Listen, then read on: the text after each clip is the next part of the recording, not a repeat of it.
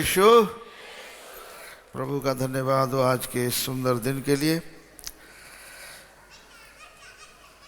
हम पिछले सालों की आशीषों के लिए प्रभु का धन्यवाद करते हैं और उन प्रार्थनाओं के लिए जो आपने पिछले साल की हैं उनका उत्तर हमें मिला है, उसके लिए हम धन्यवाद करते हैं, जिसके कारण आज हम यीशु मसीह के दरबार में बैठे हैं।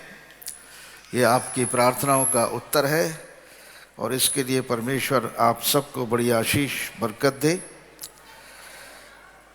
क्या तुम नहीं जानते, क्या तुमने नहीं सुना, यहोवा जो सनातन परमेश्वर है और सारी पृथ्वी का सृजनहार है, वो न थकता है और न श्रमित होता है। उसकी बुद्धि अगम है। वो थके हुए को बल देता और शक्तिहीन को बहुत सामर्थ्य देता है। तरुण तो थकते और श्रमित हो जाते हैं, जवान ठोकर खाकर गिरते हैं, परंतु जो यहोवा की बाट जोहते हैं वे नया बल प्राप्त करते जाएंगे। वे उकाबों के समान उड़ेंगे, वे दौड़ेंगे और श्रमित न होंगे, चलेंगे और थकित न होंगे। ये आशीष वचन है 2025 की साल के लिए, आप सब के लिए। आप चलेंगे और थकित नहीं होंगे। उकाब पक्षी के समान आप दोबारा अपनी शक्ति को प्राप्त करेंगे। जैसे उकाब जब उसके पर दुर्बल हो जाते हैं तो जाता है, अपने परों को, सब पिछले पुराने परों को हटा देता है और उसके बाद उसके ऊपर नए पर उगते हैं। वो नया बल प्राप्त करता है और फिर बड़ी ऊंची ऊंची उड़ाने उड़ता है। उसी तरीके से उस पुराने साल की उन दुर्बलताओं को, उन सारी कमजोरियों को, उन सारे फेलियर्स को आप दफन कर दीजिए और एकदम नए मनुष्य बनकर उभर के आ जाइए। जैसे प्रभु यीशु मसीह कब्र में गाड़ा गया और तीसरे दिन मुर्दों में से जी उठा, और जब जी उठा तो कभी ना मरने के लिए जिया। वैसे ही जो मसीह यीशु में है वो एक नई सृष्टि है। पुरानी बातें बीत गईं, सब कुछ नया हो गया है। इस नए वर्ष में पुरानी बातों को याद करना समझदारी नहीं है। पुरानी बातों को दफन कर देना ही अक्लमंदी है और समझदारी है। संत पौलुस का नाम आपने सुना होगा। प्रभु यीशु मसीह के बहुत बड़े दास हुए हैं जिन्होंने आधे से ज़्यादा नया नियम, प्रभु का वचन लिखा है और वो सब कुछ उनकी जीवन का अपना तजुर्बा है। और इसीलिए जो बातें मेरे लाभ की थीं उन्हीं को मैंने हानि समझकर, उन्हीं बातों को मैंने हानि समझा है। जो बातें मेरे लाभ की थीं उन्हीं को मैंने हानि समझा है। अजब बात है। मतलब दुनिया में कभी कभी हम लोग सोचते हैं कि हमारे लिए काश हमने ये कर लिया होता, ऐसा कर लिया होता, ये लाभ हमने मिल जाता, हमें इतना आगे बढ़ने का मौका मिला था, हमने छोड़ दिया। सब कुछ छोड़ के हम यीशु मसीह के पीछे चले आए। दुनिया की वो खिताब, दुनिया की वो तरक्कियाँ, ऊंचाइयाँ जो हम पा सकते थे, जिनको हम त्याग कर यीशु मसीह के पीछे चल दिए, उनके लिए हमें सोचना नहीं चाहिए। हम सोचते हैं काश हम तो वहाँ होते, उस देश में होते तो हम इतना कमा लेते, इतनी तरक्की करते, ये करते, वो करते, सब कुछ करते। मगर एक बात याद रखिए, जो मसीह यीशु के पीछे चलने में तरक्की है उससे बड़ी तरक्की संसार हमें नहीं दे सकता। यीशु मसीह के पीछे चलने में एक है, वो है अनंत जीवन, हमेशा की जिंदगी, स्वर्ग राज्य में हमारा नाम का लिखा जाना, स्वर्ग राज्य में हमें एक नागरिकता का प्राप्त होना। स्वर्ग राज्य का नागरिक कौन है? कौन बन सकता है स्वर्ग राज्य का नागरिक? लोग बड़े बड़े देशों की नागरिकता के लिए बड़ी कोशिश करते हैं। हम भी अमेरिका में लिख के चले आए, रह के चले आए, यूरोप में बच्चे हमारे रह के चले आए। हमने वहाँ की नागरिकता के लिए कोई भी कोशिश नहीं की, क्योंकि हम संसार की उन नागरिकताओं के लिए ज़्यादा प्रयासरत नहीं थे, लेकिन हमें स्वर्ग की नागरिकता का प्रयास करना था। पृथ्वी के किसी भी देश में आप नागरिक हो जाओगे, कुछ फर्क नहीं पड़ता। हो सकता है कि आप सांसारिक रूप से रहन सहन खान पीन आपका तरक्की कर जाए, बहुत पैसे वाले भी हो जाएं, मगर स्वर्ग राज्य की नागरिकता से बड़ा कुछ नहीं है। वो अनंत जीवन है, वो अनंत काल के लिए है। मनुष्य का जीवन जो पृथ्वी पर है 70, 80 साल, 90 साल, 100 साल, 120 साल, उससे आगे कोई नहीं बढ़ पाता है, समाप्त हो जाता है। मगर उसकी आत्मा, उसका प्राण अनंत काल तक जीवित रहता है, और उसे अपने प्राणों के लिए और अपनी आत्मा के लिए ध्यान देने की आवश्यकता है। क्या मेरी आत्मा परमेश्वर के राज्य में जा रही है, या फिर परमेश्वर के राज्य में जाने से वंचित हो गई है? और जो परमेश्वर के राज्य में जाएगा, जो परमेश्वर के राज्य में प्रवेश कर लेगा, वही आत्मा स्वर्ग राज्य में आएगी। वही आत्मा यीशु मसीह के उस राज्य में आएगी जो पृथ्वी पर वो दोबारा आएगा और स्थापित करेगा। हमें उस राज्य के लिए फिक्रमंद होना चाहिए, हमें परमेश्वर के राज्य की फिक्र होनी चाहिए। इसलिए संत पौलुस कहते हैं, जो जो बातें मेरे लाभ की थीं, उन्हीं को मैंने मसीह के कारण हानि समझ लिया है। यानी मसीह के पीछे तो चल दिया मैं। हो सकता है कि मसीह के पीछे चलने में हमें दुख भी उठाना पड़े,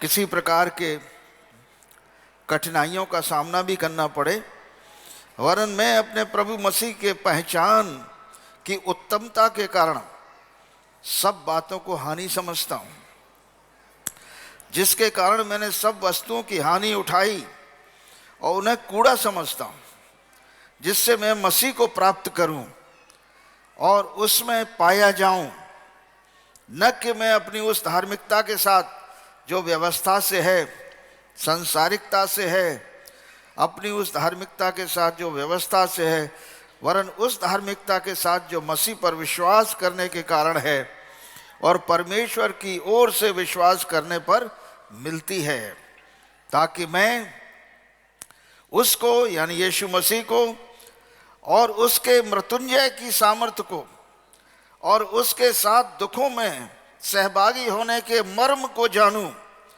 कि उसकी मृत्यु की समानता को प्राप्त करूं, कि मैं किसी भी रीति से मरे हुओं में से जी उठने के पद तक पहुंच सकूं, मरे हुओं में से जी उठने के पद तक पहुंच सकूं। ये दौड़ है संत पौलुस की। मेरे प्रियो, मसीह यीशु में आने के बाद, उस पर ईमान लाने के बाद हमारी दौड़ एक निशाने तक होना चाहिए। हमारा एक निशाना होना चाहिए। यदि हमारा कोई गोल नहीं है तो हमारी दौड़ बेकार है, हम हवा में घूंसे मार रहे हैं। यदि हम निशाने की तरफ न दौड़ेंगे तो हम कहीं भी किसी प्रकार से कुछ भी प्राप्त नहीं कर पाएंगे। निशाना संत पौलुस का क्या है? मैं किसी भी रीति से मरे हुओं में से जी उठने के पद तक पहुंचूं। मरे हुओं में से जी उठने का पद है क्या? अनंत जीवन, हमेशा की जिंदगी, परमेश्वर के राज्य के नागरिक, और वो नागरिकता जो अनंत काल के लिए है। उस नागरिकता के मेरे बच्चों भूखे और प्यासे होना चाहिए। हमें उस नागरिकता का ध्यान देना चाहिए। वो नागरिकता यीशु मसीह पर विश्वास करने से मिलती है। स्वर्ग राज्य की नागरिकता। स्वर्ग राज्य में नाम लिखाइयो, हे प्रभु यीशु मेरो नाम लिखाइयो। है, पता नहीं कोई गा सकता है कि नहीं उसे। बहुत पुराना गाना है हमारा। स्वर्ग राज में नाम लिखइबे, स्वर्ग राज में नाम लिखइबे, हे प्रभु यीशु मेरो नाम लिखइबे, हे प्रभु यीशु मेरो नाम लिखइबे। स्वर्ग राज में नाम लिखइबे, स्वर्ग राज में नाम लिखइबे, हे प्रभु यीशु मेरो नाम लिखइबे, हे प्रभु यीशु मेरो नाम लिखइबे। नाम लिखाई देखो जन्म से हुईबे, नाम लिखाई देखो जन्म से हुईबे। पहलो जन्म तुम शरीरवा में हुईबे, दूसरो जन्म तुमरो आत्मा में हुईबे। स्वर्ग राज में नाम लिखइबे, स्वर्ग राज में नाम लिखइबे, हे प्रभु यीशु मेरो नाम लिखइबे, हे प्रभु यीशु मेरो नाम लिखइबे। धरती पे रहते तुम्हें स्वर्ग है मिलबे, धरती पे रहते तुम्हें स्वर्ग है मिलबे। मन को फिरा अपने यीशु है मिलबे, मन को फिरा अपने यीशु है मिलबे। स्वर्ग राज में नाम लिखइबे, स्वर्ग राज में नाम लिखइबे, हे प्रभु यीशु मेरो नाम लिखइबे, हे प्रभु यीशु मेरो नाम लिखइबे। लाल कहे भाई प्रभु है बुलइबे, लाल कहे भाई प्रभु है बुलइबे। मत कर आना कानी स्वर्ग है मिलबे, मत कर आना कानी स्वर्ग है मिलबे। स्वर्ग राज में नाम लिखइबे, स्वर्ग राज में नाम लिखइबे, हे प्रभु यीशु मेरो नाम लिखइबे, हे प्रभु यीशु मेरो नाम लिखइबे। जय यीशु, प्रभु का धन्यवाद हो। थैंक यू अबदे, प्रभु का धन्यवाद हो। स्वर्ग राज्य में नाम लिखा हुआ, ये हमारा गोल होना चाहिए, ये हमारा निशाना होना चाहिए। क्या निशाना होना चाहिए? स्वर्ग राज्य में नाम लिखाए हुए, पृथ्वी पे नहीं, स्वर्ग पे नाम। पृथ्वी की नाम लिखाई तो मिट जाएगी, लेकिन स्वर्ग में जो नाम लिखा होगा वो कभी नहीं मिटेगा। स्वर्ग में परमेश्वर है और स्वर्ग में प्रभु यीशु मसीह भी बैठा है, और वो उन सब लोगों के नाम लिखाई हुए जो उस परम प्रधान परमेश्वर के पुत्र यीशु मसीह को अपना प्रभु और मुक्तिदाता ग्रहण कर लेते हैं, उस पर विश्वास करते हैं और विश्वास के द्वारा उस पिता पुत्र पवित्र आत्मा के नाम से बपतिस्मा लेते हैं। और जो विश्वास न करेगा वो दोषी ठहराया जाएगा। और विश्वास करने वाले को ये चिन्ह होंगे कि वे मेरे नाम से दुष्ट आत्माओं को निकालेंगे, अन्य भाषाएं बोलेंगे, सांपों को उठा लेंगे, यदि नाशक वस्तु भी पी जाए तो भी हानि न होगी। वे बीमारों पर हाथ रखेंगे और चंगे हो जाएंगे। मसीह के विश्वासियों पर और उन सेवकों के ऊपर लोग विश्वास करते हैं कि वो हमारे ऊपर हाथ रखेंगे तो हम चंगे हो जाएंगे। ये भी एक परमेश्वर का दिया हुआ वरदान है, मजाक नहीं है। ये कोई जादू टोना नहीं है, ये कोई अंधविश्वास नहीं है, ये हकीकत है। परमेश्वर का वचन है, यीशु मसीह का दिया हुआ शब्द है। उसने मरकुस रचित सुसमाचार उसके 16 अध्याय और उसके 15 पद से लेकर 17, 18, 19 पद में प्रभु का वचन यही कह रहा है कि विश्वासियों के चिन्ह होंगे, जिनके नाम स्वर्ग राज्य में लिखे जा चुके हैं। उन सब बेटे बेटियों के चिन्ह यही होंगे जो यीशु मसीह के हैं। जो यीशु मसीह करता रहा दुनिया में, वो तुम भी करोगे, वरन इससे भी बड़े बड़े काम करोगे। प्रभु का वचन यूहन्ना 14 अध्याय उसके 12 से लेकर 14 पद में यीशु मसीह ने कहा, जो मुझ पर विश्वास करता है वो काम जो मैं करता हूं वो भी करेगा, वरन इनसे भी बड़े काम करेगा, क्योंकि मैं पिता के पास जाता हूं, ताकि जो कुछ तुम मेरे नाम से मांगो मैं उसे करूं, ताकि पुत्र के द्वारा पिता की महिमा हो।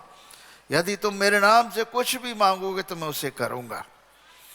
यीशु मसीह हमारे लिए सब कुछ कर चुका है, तो बहुत कुछ क्यों नहीं करेगा। उससे ज्यादा और क्या हो सकता है कि उसने हमारे पाप और श्रापों को अपनी देह पर उठा लिया और क्रूस पर मृत्यु उठा ली। पाप का दंड जो मृत्यु है, यीशु मसीह ने उठा लिया, और परमेश्वर पिता ने यीशु मसीह में अपने अनुग्रह के द्वारा हमें नया जीवन दे दिया, उद्धार दे दिया, अनंत जीवन दे दिया। पाप का दंड तो मृत्यु है, परंतु परमेश्वर का वरदान हमारे प्रभु यीशु मसीह में अनंत जीवन है। अनंत जीवन हमारे कर्मों से, हमारे कामों से, हमारे किसी भी बात से नहीं है, केवल विश्वास से, केवल विश्वास।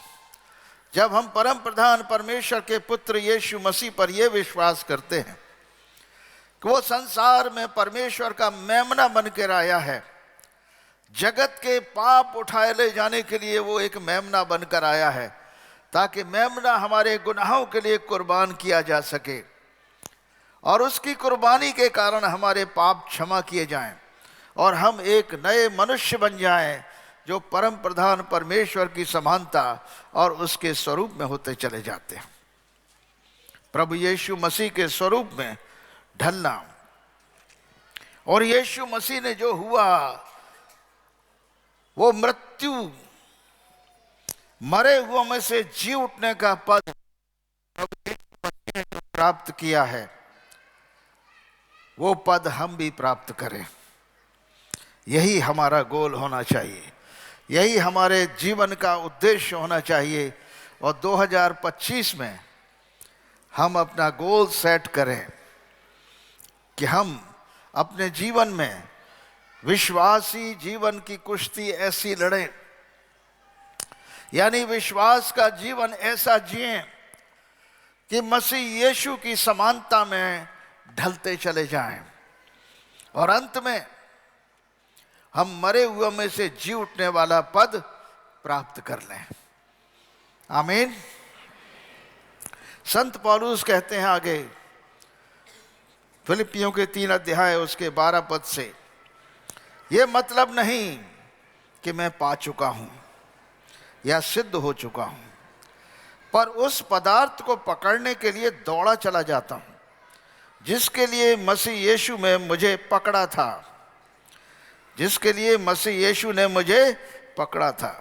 हे भाइयों, मेरी भावना ये नहीं कि मैं पकड़ चुका हूं, परंतु केवल एक काम करता हूं, परंतु केवल ये एक काम करता हूं कि जो बातें पीछे रह गईं, 2024 में जो बातें रह गईं, उनको भूलकर आगे की बातों की ओर बढ़ता हुआ निशाने की ओर दौड़ा चला जाता हूं, ताकि वो इनाम पाऊं जिसके लिए परमेश्वर ने मुझे मसीह यीशु में ऊपर बुलाया है। हालेलुया, हालेलुया, हालेलुया, जय यीशु। निशाने की ओर दौड़ा चला जाता हूं ताकि वो इनाम पाऊं, मेरा नाम स्वर्ग की पुस्तक में लिख दिया जाए, वो इनाम पाऊं। लूका नबी की किताब और उसका 10 अध्याय और उसका 19 पद, प्रभु का वचन कुछ ऐसा कहता है, जब चेले यीशु मसीह के पास आए और कहने लगे, हे प्रभु देख, तेरे नाम से तो दुष्ट आत्माएं हमारे वश में हैं, बीमार चंगे होते हैं, अंधे देखते हैं, बहरे सुनते हैं, गूंगे बोलते हैं। जब हम तेरे नाम से प्रार्थना करते हैं तो आश्चर्य कर्म होते हैं। हे प्रभु देख। यीशु ने कहा, देखो मैं शैतान को बिजली के समान स्वर्ग से गिरा हुआ देख रहा था, और देखो मैंने तुम्हें सांपों और बिच्छुओं को रौंदने का और शत्रु की सारी सामर्थ पर अधिकार दिया है, और किसी वस्तु से तुम्हारी कुछ हानि न होगी। जितने हथियार तुम्हारी हानि के लिए बनाए जाएंगे उनमें से कोई सफल न होगा, और जितने लोग मुद्दई होकर तुम पर नालिश करेंगे, झूठे आरोप लगाएंगे और झूठे मुकदमे करेंगे, उन सब पर तुम गालिब होगे, उन सब पर तुम जय पाओगे। जितने हथियार तुम्हारी हानि के लिए बनाए जाएंगे उनमें से कोई सफल न होगा, और जितने लोग मुद्दई होकर तुम पर नालिश करेंगे उन सबों से तुम जीत जाओगे।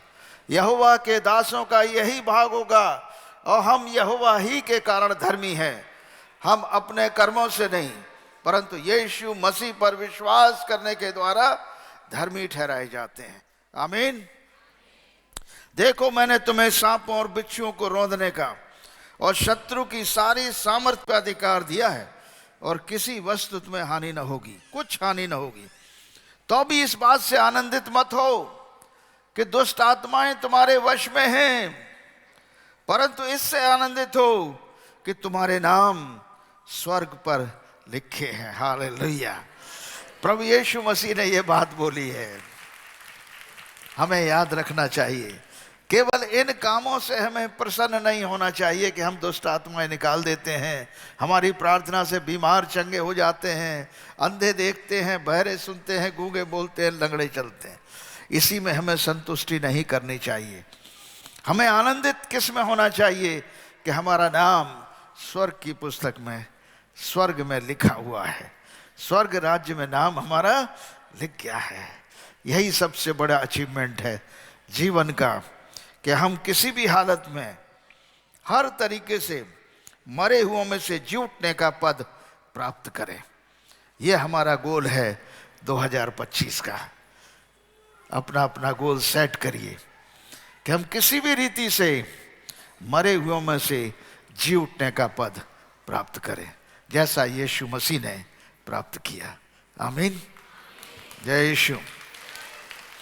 अपने स्थानों पर खड़े हो जाएंगे हम अंतिम प्रार्थना के लिए।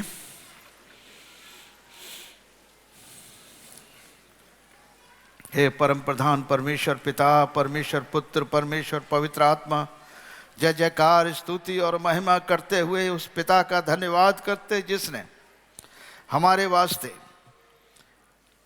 अपने पुत्र को भेजा। एक कुंवारी गर्भवती हुई और पुत्र जनी, उसका नाम यीशु रखा गया, और वो परम प्रधान परमेश्वर का पुत्र, सर्व सामर्थी परमेश्वर, शांति का राजकुमार कहलाया। उसी परम प्रधान परमेश्वर की दया आपके ऊपर बनी रहे। हम प्रार्थना करते हैं अपने पूरे विश्व के लिए, केवल भारत नहीं सारे संसार में शांति के लिए दुआ करते हैं। सभी स्थानों पर, मिडिल ईस्ट में, इजराइल में तमाम युद्ध, यूक्रेन और रशिया के बीच में युद्ध चल रहे हैं, अफ्रीका में युद्ध चल रहे हैं, नॉर्थ अफ्रीका में युद्ध चल रहे हैं। इन सारे युद्ध की विराम लगे। हमारे देश, पड़ोसी देशों में हमारे देश के साथ शांति हो, और सब एक दूसरे के साथ शांति के साथ रह सकें। पड़ोसी पड़ोसी के साथ शांति के साथ रहे।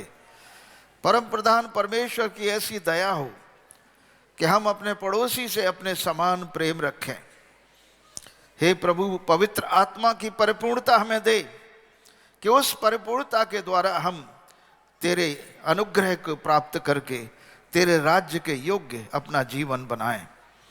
इस 2025 में परम प्रधान परमेश्वर पिता इस विश्वविद्यालय को, Sam Higgin bottom university of agriculture technology and sciences को यीशु दरबार यूनिवर्सिटी चर्च को, इनके सदस्यों को, छात्र छात्राओं को, टीचर्स, नॉन टीचिंग स्टाफ को, कर्मचारियों को, अधिकारियों को आशीष दे। बहुतायत की आशीष दे, कोई घटी न रहे। यहोवा हमारा चरवाह, हमें कुछ घटी न होगी। प्रभु भरपूरी का जीवन दे। हमारे जिले प्रशासन के लिए दुआ करते हैं। तमाम प्रशासनिक अधिकारी, पुलिस प्रशासन, हमारे आर्मी के लिए जो जगह जगह हमारे सीमाओं की रक्षा करते हैं, हमारे प्रधानमंत्री, हमारे राष्ट्रपति, हमारे मुख्यमंत्री, हमारे गवर्नर्स, सभी पर, अधिकारीगणों पर आपकी कृपा हो। सत्य और निष्ठा के साथ लोग इस देश की सेवा करें, भारत तरक्की करे और एक शांति का देश कहलाए, वाकई में शांति का देश बन जाए और यहाँ से शांति सारी दुनिया में जाए। प्रभु की ऐसी कृपा के लिए हम दुआ करते हैं।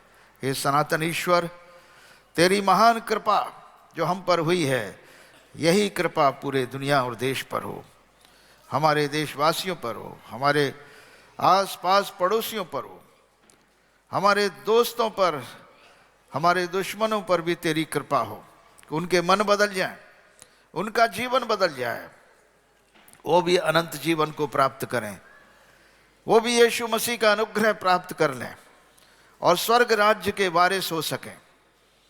परम प्रधान परमेश्वर, अपने पुत्र यीशु मसीह को जल्द से जल्द भेजो ताकि पृथ्वी पर स्वर्ग का राज्य आए और एक महान राजा जो सारी पृथ्वी पर राज्य करेगा, शांति का राज्य होगा, जहां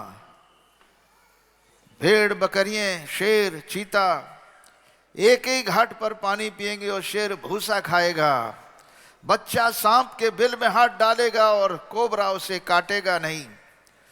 वो कैसा शांति का राज्य होगा?